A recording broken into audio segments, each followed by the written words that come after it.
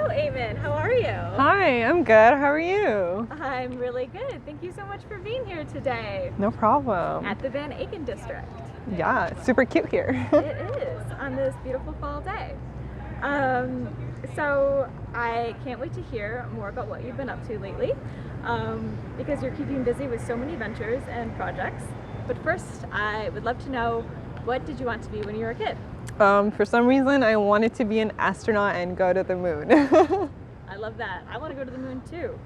And when did you start getting the itch to start your own business? I definitely think I had it in high school and university, but maybe I didn't realize what it was because when I was looking for career options or the kind of job I want to do in the future, nothing really fit for me. Like I didn't want to be a doctor or a lawyer or do something that required me to work for others. I just don't think I realized it back then. And what is your go-to outfit?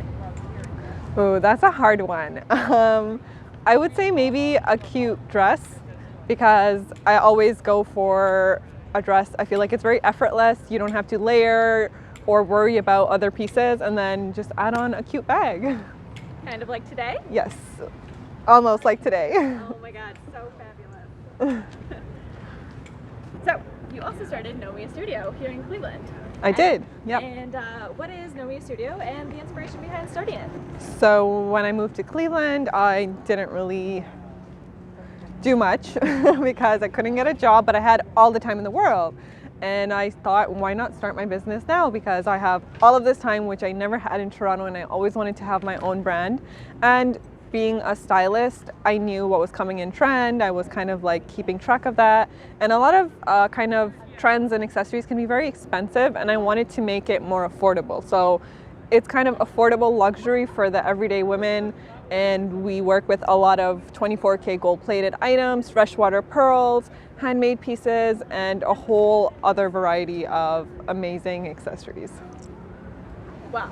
And is there a story behind the name? There is. So some people catch it, some people don't. So it's actually my name spelled backwards. I was one of those people who did not catch that. You did it? Oh! You own your own fashion brand, and you've worked in fashion and events PR. And I'm very curious to know, as a whole, what role does fashion play in your life? I think it plays a really big part of my life.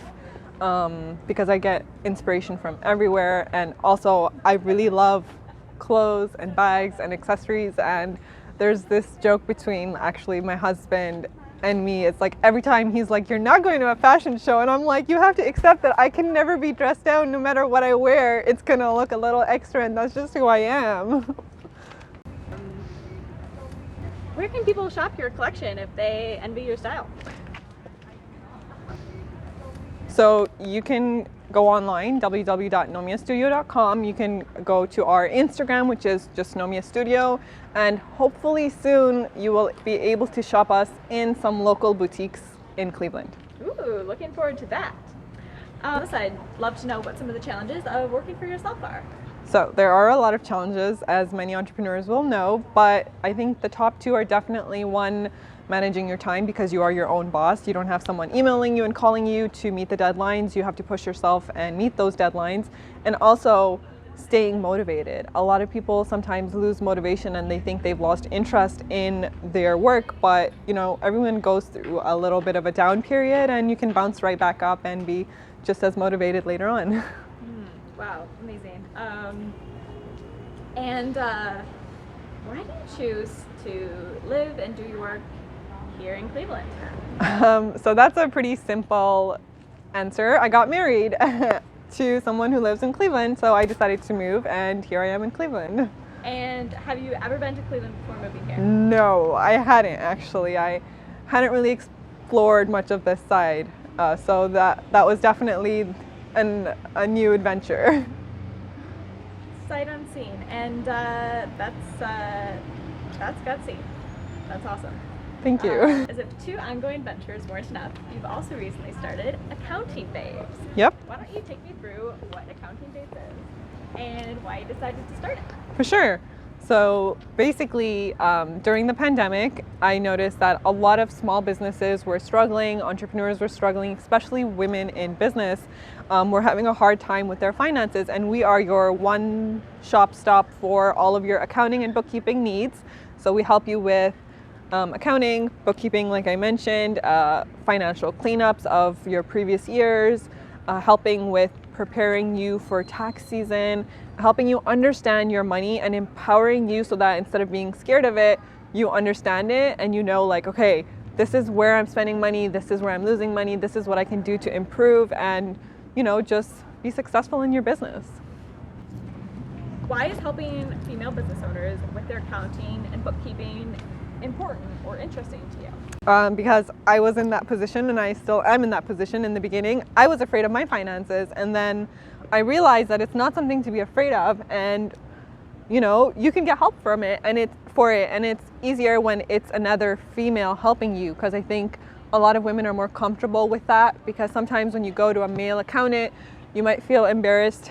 I'm quoting someone who told me this, that, you know, she didn't know what he was saying halfway through and she didn't want to ask him questions either. She didn't feel comfortable. So I kind of want to be that, your financial best friend, that you can ask whatever you want about your finances and I'll be here to help you.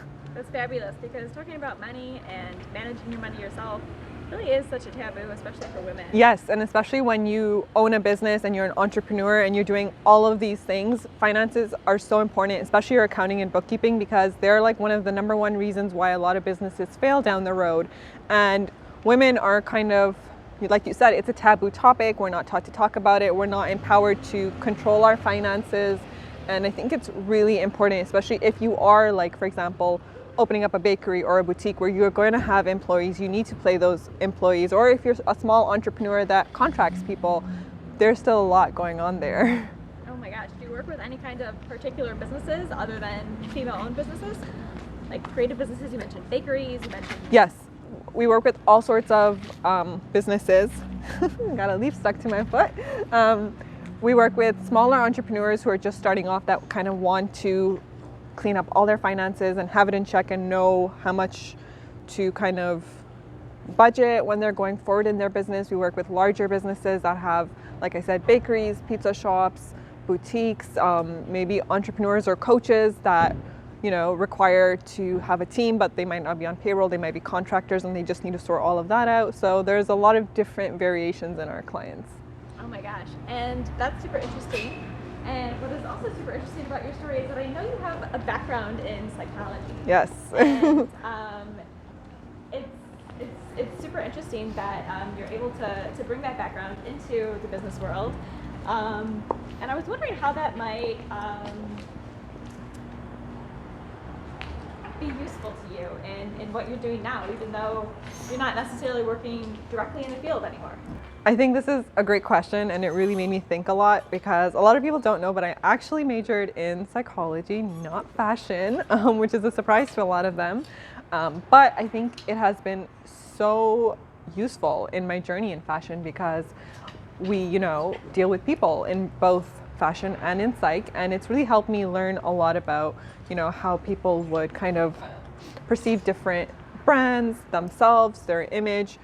It's all in the mind, really, a lot of it, and it's been so helpful with kind of having a perspective on, you know, this is how marketing works, and the psychology of marketing is a huge thing as well.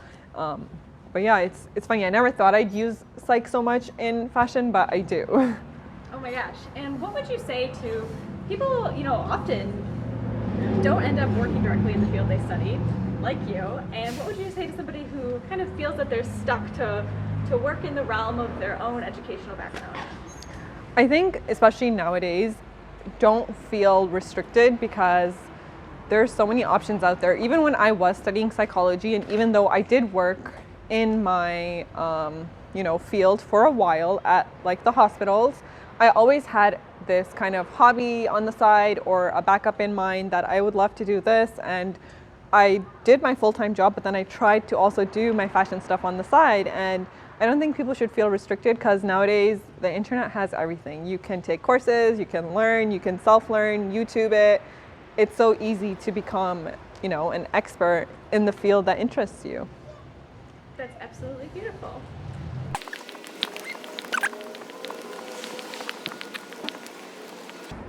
So I think what I've sacrificed is actually the security of having, a 9 to 5 with benefits and a retirement plan, and just knowing that that's there for me.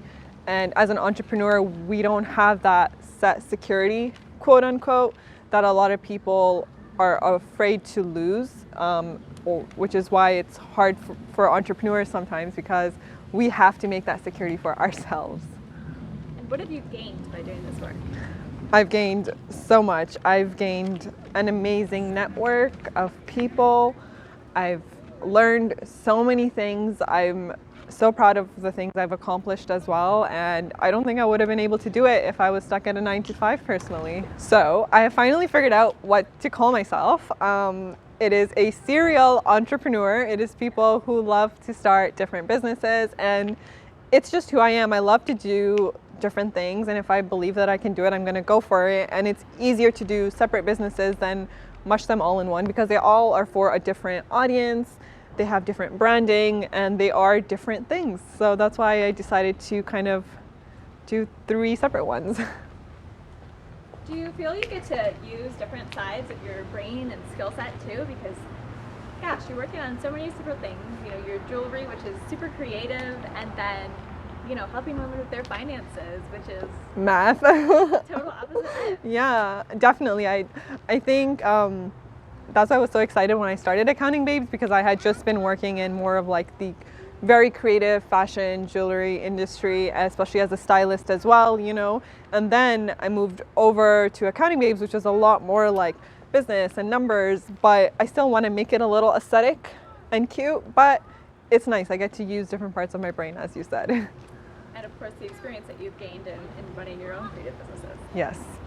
Right on. So how has the pandemic affected your business, and how are you weathering that? So in the beginning, I was kind of in denial. I think I was like, oh, it's gonna pass in a month or 2. I'll be fine. And then it really hit me when events started getting canceled, and the things I planned were no longer happening. It was a bit hard for our jewelry business, for Nomia Studio, because not a lot of people were obviously shopping. And as a business owner, I felt guilty to pressure people to shop. I didn't want to run ads or promote my brand, because I'm like, people don't want to shop right now.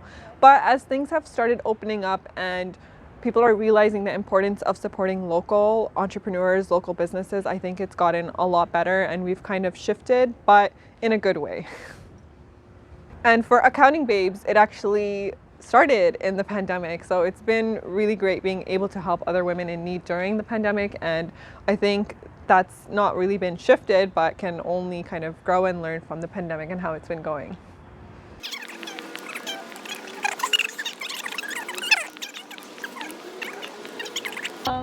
Aimon, what does success mean to you? Let's see. For me, success, I think it's something I'm still discovering the meaning to, but it's just being able to live the lifestyle that I envision my future self in, and being able to slowly start to piece it together. I think that is what success means to me. Is there anything that people misunderstand about you or your work? Yes, I think that sometimes people can be quick to judge based off of how I look, unfortunately, because of how people like me are seen in the media, and sometimes they think that maybe my brand is not inclusive to other people, but when you get to know me, I'm not like that at all, and I welcome a lot of people who ask questions about me and my religion. I'm always open to answering, because it's better that you get it from a trusted source who's willing to tell you than listening to things that might be fake news.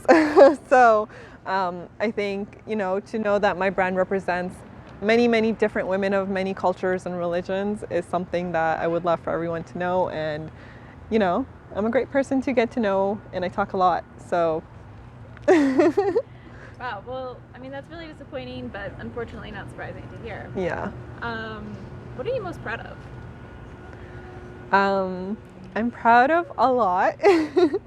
As I like to say, I'm a pretty confident person, and I think sometimes in society, women are not taught to be confident. They're taught to strive for confidence and be shy and scared of confidence. But I like to say that I'm a very confident person. I know what I want, and I'm very proud of many things I've done, and I'm running 3 businesses, and I'm a stylist that's been published in magazines all around the world, and I'm still quite young, so I'm just proud of being able to do all of this. What advice would you give to anybody interested in pursuing a similar path as you? I think just really you'd have to do some inner work first and understand who you are, what drives you to do what you want to do, and know that you can do it. You just have to believe in yourself and be confident and try to block out all of the outside noise, because sometimes there's too many other opinions, but at the end of the day, it's your decision and it's your life, so you have to make it. Thank you so much for sharing that. No problem. Is there anything else that you wanted to add? No, I just want to say thank you so much for having me, and I'm excited to explore Cleveland and get to know more people here and work with more people here. We're excited to have you as part of our city and as a boss lady of CLE. Oh, thank you so much. Thanks, Aimon. I'll just kind of zoom out. Gonna walk away.